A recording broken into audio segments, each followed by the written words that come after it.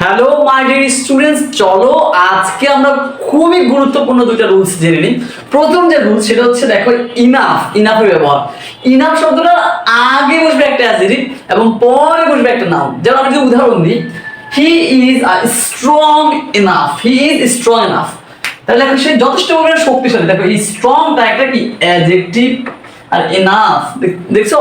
এবার আমরা আসি নেক্সট উদাহরণে, হি হ্যাজ ইনাফ মানি। তাহলে দেখো ইনাফ এর পরে কি বসছে? এই যে মানিটা কি নাউন, মানিটা কি নাউন।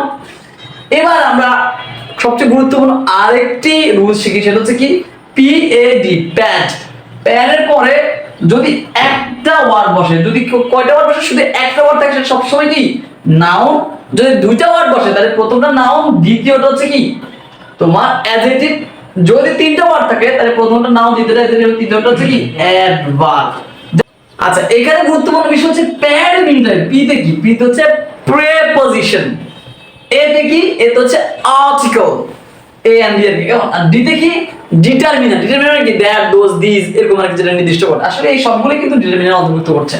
তাহলে এখানে ডিটারমিনার পর যদি একটি ওয়ার্ড থাকে, মানে প্যাডের পর যদি একটি ওয়ার্ড থাকে তাহলে সেটা নাউন, প্যাডের পর যদি দুইটা ওয়ার্ড থাকে সেটা অ্যাডজেক্টিভ, তিনটা ওয়ার্ড থাকে সেটা অ্যাডভার্ব। যেমন he is a very honest boy. তাহলে দেখো এ একটা কি আর্টিকেল বা ডিটারমিনার। এরপরে কি হচ্ছে দেখো তিনটা ওয়ার্ড বসছে, একটা দুইটা তিন, তাহলে এটা হচ্ছে কি অ্যাডভার্ব। এই যে অনেস্ট হচ্ছে অ্যাডজেক্টিভ আর বয় হচ্ছে নাউন। সর্বশেষ ওয়ার্ডটা হচ্ছে নাউন, তার আগের ওয়ার্ডটা অ্যাডজেক্টিভ, তার আগের ওয়ার্ডটা অ্যাডভার্ব। আশা করি সবাই ক্লিয়ার।